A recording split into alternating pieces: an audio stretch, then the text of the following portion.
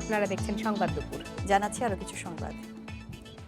চতুর্থ ধাপে নির্বাচনের ৭৭ উপজেলা চেয়ারম্যান পদের ফল পাওয়া গেছে। এতে চেয়ারম্যান পদে ৪৪টিতে জয় পেয়েছেন আওয়ামী লীগের প্রার্থী। স্বতন্ত্র প্রার্থীরা জয় পেয়েছেন ৩৩ উপজেলায়। এর মধ্যে মুন্সিগঞ্জের গজেরিয়ার ফলাফল ঘোষণা হবে আজ। এছাড়া ঢাকার ধামরাই, কুমিল্লার চান্দিনা ও মেঘনার কয়েকটি কেন্দ্রে পুনরায় ভোট গ্রহণ করা হবে। চতুর্থ ধাপে নির্বাচনে ৬ উপজেলায় ভোট হয় ইভিএমে। এই ধাপের ১০৬ উপজেলার মধ্যে একক প্রার্থী থাকে চেয়ারম্যান পদে ভোট হয়নি ২৩ উপজেলায়।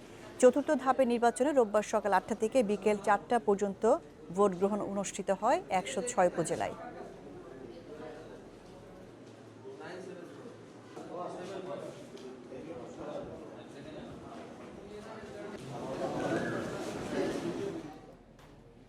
দেশে বেসরকারি ৬৯টি মেডিকেল কলেজের সঙ্গে থাকা বেশিরভাগ হাসপাতালেই থাকে না পর্যাপ্ত রোগী, আর কিছু হাসপাতাল একেবারেই রোগী শূন্য। ফলে হাতে কলমে চিকিৎসা শিক্ষায় পিছিয়ে যাচ্ছেন এসব মেডিকেল কলেজের শিক্ষার্থীরা। শঙ্কা দেখা দিয়েছে মানসম্মত চিকিৎসক তৈরি নিয়ে। শরীয়তপুরের মনোয়ারা শিকদার মেডিকেল কলেজ, 4 ব্যাচের শিক্ষার্থী 98 জন, কিন্তু 250 শয্যার হাসপাতালে রোগী ভর্তি নেই একজনও। একই অবস্থা গাজীপুরের নাইটিঙ্গেল মেডিকেল কলেজ হাসপাতালেও। এখানেও পুরো হাসপাতাল জুড়ে দেখা মেলেনি রোগীর। রাজধানীর আইচি মেডিকেলের হাসপাতালটি চালু হয়নি এখনো, ফলে রোগী দেখতে শিক্ষার্থীদের যেতে হচ্ছে অন্য হাসপাতালে। ওয়ার্ড যেটা, এটা এখন আমাদের জন্য স্থগিত, কিন্তু অন্যান্য যে সিনিয়র ভাইরা তাদের অন্যান্য হসপিটালে নিয়ে যায়। হসপিটালে জানি কি খিদমা হসপিটাল। আগে আমরা যে উত্তরাতে ছিলাম ওইখানে অনেক ভালো প্র্যাকটিস হইতো, তো এখানে আমাদের টিচাররা আমাদের আশ্বস্ত করছে যে আমরা নেক্সটে ভালো প্র্যাকটিস করতে পারবো। বেসরকারি মেডিকেল কলেজ প্রতিষ্ঠার নীতিমালায় বলা আছে মেডিকেল কলেজ হাসপাতালে ৭০ ভাগ রোগী ভর্তি থাকতে হবে, তবে বেশিরভাগ হাসপাতালেই তা নেই। রাজশাহী শাহ মখদুম মেডিকেলে ৬ ভাগ, রাজধানীর খিলক্ষেতের আশিয়ার মেডিকেলে 10, নর্দার্ন রংপুরে 12, নর্দার্ন ধানমন্ডিতে 10 ভাগ রোগী ভর্তি পাওয়া যায়। এমনকি কয়েকটি হাসপাতালের বিরুদ্ধে কৃত্রিমভাবে রোগী বাড়ানোর প্রমাণ পেয়েছে স্বাস্থ্য বিভাগ। চিকিৎসকেরা বলছেন মেডিকেল শিক্ষার প্রাণ হলো প্র্যাকটিক্যাল বা হাতে কলমের শিক্ষা। তাই হাসপাতালে রোগী না থাকলে দক্ষ চিকিৎসক হওয়া সম্ভব নয়। না, এটা ডাক্তার হয় না। নলেজেবল ডাক্তার হতে পারে, কিন্তু প্র্যাকটিসিং ডাক্তার হতে পারবে না। সুতরাং খালি পড়ে ডাক্তারই হয় না, হওয়া যায় না। স্বাস্থ্যমন্ত্রী জানিয়েছেন এসব হাসপাতাল ও মেডিকেল কলেজ নিয়ন্ত্রণে চালু হচ্ছে গ্রেডিং সিস্টেম। জনগণের অবশ্যই জানা উচিত যে কোন হাসপাতালটি কোন মানের এবং কোন মেডিকেল কলেজটি কোন মানের, এবং জনগণ সিদ্ধান্ত নেবে সে কোনটায় যাবে। তা আমরা যেটা সবচেয়ে ভালো সেটাকে এ গ্রেড দিব, তারপরে বি গ্রেড, সি গ্রেড। বিশ্বের অনেক দেশে প্রথম বর্ষ থেকেই হাসপাতালে রোগী দেখার নিয়ম আছে। বাংলাদেশে শুরু হয় তৃতীয় বর্ষে। রোগীর মুখোমুখি না হয়ে শুধু সনদ সর্বস্ব চিকিৎসক হওয়াকে বিপজ্জনক বলছেন চিকিৎসকেরা। Hasan Misbah, Independent News, Dhaka. রোহিঙ্গা অনুপ্রবেশের জের ধরে গত 2 বছরে কক্সবাজারে দেশি বিদেশি নানা সংস্থায় কাজ করা মানুষের বসবাস বেড়েছে। আর এর প্রভাবে পর্যটন নগরীর বাড়ি ভাড়া বেড়ে এখন আকাশ ছোঁয়া। স্থানীয়রা বলছেন এ বিষয়ে সরকারি নীতিমালা না থাকায় ভুগতে হচ্ছে তাদের। মিয়ানমার থেকে পালিয়ে আসা রোহিঙ্গাদের নিয়ে কাজ করছে দেশি বিদেশি শতাধিক বেসরকারি সংস্থা। কক্সবাজারে এসব এনজিওতে চাকরি করছে 50,000-এরও বেশি মানুষ। বাড়তি এসব কর্মজীবীদের ভিড়ে নতুন সংকটে পর্যটন নগরীর আবাসন ব্যবস্থা। বাড়তি চাহিদার সুযোগে বাড়ি মালিকরা কোনো নিয়ম কারণে তোয়াক্কা না করেই ভাড়া বাড়িয়ে দিয়েছে কয়েক গুণ, যার জেরে ভুগতে হচ্ছে সীমিত আয়ের স্থানীয় বাসিন্দাদের। বছরে 15,000 টাকা করে বাসা বাড়াইছিলাম, এখন জমিদার বলতেছে আগামী 1 মাসের মধ্যে যদি 30,000 টাকা না দাও তাহলে বাসা ছেড়ে চলে যেতে হবে। মন পর্যায়ে এখন চলে গেছে, যে ভাড়া আপনার 10,000 টাকা ছিল এখন ওই ভাড়া এখন আপনার 20,000 টাকা। যাতে বাড়ি ভাড়া সহনশীল পর্যায়ে থাকে এবং স্থানীয়দেরকে বাড়ি ভাড়া দেওয়া হয়, এই জন্য প্রশাসনের নজরদারি আশা করছি। পৌর এলাকায় বহুতল ভবন রয়েছে অন্তত 5,000। বর্তমানে এসব ফ্ল্যাটের ভাড়া 15,000 থেকে শুরু করে 50,000 টাকা পর্যন্ত। ভাড়া বাড়ানোর এই হিড়িককে স্বাভাবিক বলে দাবি করছেন বাড়ির মালিকরা। পর্যটক এলাকাতে এমনিতেই বাসা বাড়ি মানে ওটা আগে থেকে বাড়ানো ছিল, কিন্তু এখন এনজিও আসার কারণে আরেকটু বেশি হয়ে গেছে আর কি। সুনির্দিষ্ট অভিযোগ পেলে ব্যবস্থা নেওয়ার কথা বলছে স্থানীয় প্রশাসন। যদি সুনির্দিষ্ট কোনো অভিযোগ নিয়ে কেউ আসে তাহলে সেটা অ্যাড্রেস করা যাবে। আর সামগ্রিক বিষয়টা আমরা এটা আইন পর্যালোচনা করছি যে কিভাবে এটাকে অ্যাড্রেস করা যায়। বর্তমানে কক্সবাজার শহরে স্থানীয়দের পাশাপাশি বসবাস করছে 5 লাখেরও বেশি বাড়তি মানুষ। এর মধ্যে শতকরা 40% রয়েছে ভাড়া বাসায়। তৌফিকুল ইসলাম, ইন্ডিপেন্ডেন্ট নিউজ, কক্সবাজার। পার্বত্য জেলার রাঙামাটির পৌর শহরে নেই কোনো নির্ধারিত বাজার। সড়কের পাশ ঘেঁষে বসে বাজার। চলাচলের দুর্ভোগ তৈরির পাশাপাশি বাজারের আবর্জনা ছড়িয়ে ছিটিয়ে নষ্ট হয় আশপাশের এলাকার পরিবেশ। পৌরসভা কর্তৃপক্ষ বলছে বাজারের জন্য জায়গা না পাওয়ায় এ সমস্যা লেগেই থাকে। প্রতি বুধ ও শনিবার রাঙামাটি শহরের কলেজ গেট বনরূপা এলাকায় সৃষ্টি হয় তীব্র যানজট। বনরূপা সমতাঘাট সড়কটি দখলে চলে যায় কাঁচা বাজার বিক্রেতাদের। একই অবস্থা রাঙামাটি শহরের তবলছড়িতেও। সড়কের দুপাশে হাট বসায় সৃষ্টি হয় এ যানজট। দীর্ঘদিন ধরে চলতে থাকা এই সমস্যা এলাকায় বসবাসকারী মানুষের নিত্য দুর্ভোগের কারণ।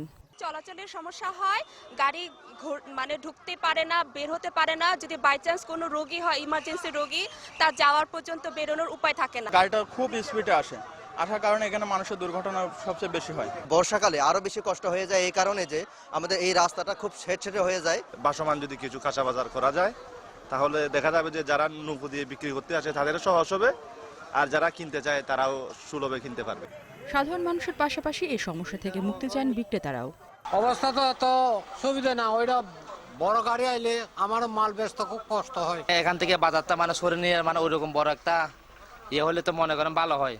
পৌরসভার তথ্য মতে রাঙামাটি শহরে বাজারের জন্য কোনো নির্দিষ্ট স্থান নেই। এলাকা ভিত্তিক বাজার গড়ে তোলা গেলে এই সমস্যা কমবে বলে মনে করেন পৌর মেয়র। আলাদা আলাদা স্ব এরিয়ায় যদি আমি বাজারগুলো করে দেওয়ার ক্ষেত্রে প্রশাসন কিছুটা তাদের রেকর্ডের বাইরে যে অতিরিক্ত জায়গা, সরকারি খাস জায়গাগুলো যদি কিছুটা জনস্বার্থে ছেড়ে দেয় তাহলে এই রাঙামাটি শহর পরিষ্কার রাখা কোনো ব্যাপার নয়। জনদুর্ভোগ কমানোর পাশাপাশি অপরূপ সৌন্দর্যের জন্য বিখ্যাত রাঙামাটি শহরকে পরিচ্ছন্ন রাখতে দ্রুত বাজারের জন্য নির্ধারিত জায়গা বরাদ্দের দাবি স্থানীয়দের। Independent news desk. ডিজিটাল পদ্ধতিতে আধুনিক শিক্ষায় নয়, পাশাপাশি জীবনমুখী নানা শিক্ষাও দেওয়া হচ্ছে পাবনার ফরিদপুর উপজেলার প্রত্যন্ত একটি প্রাথমিক বিদ্যালয়ে। পুরো জেলায় অনন্য দৃষ্টান্ত স্থাপন করেছে এই বিদ্যালয়টি। পেয়েছে বিভাগীয় পর্যায়ে সেরা বিদ্যালয়ের মর্যাদাও। কার্ড পাঞ্চ করে ঢুকতে হয় শ্রেণীকক্ষে। অনুপস্থিত থাকলে খুদে বার্তা চলে যায় তার অভিভাবকের মোবাইল ফোনে। প্রত্যন্ত গ্রামের স্কুলে এমন ব্যবস্থা কল্পনা করাও কঠিন।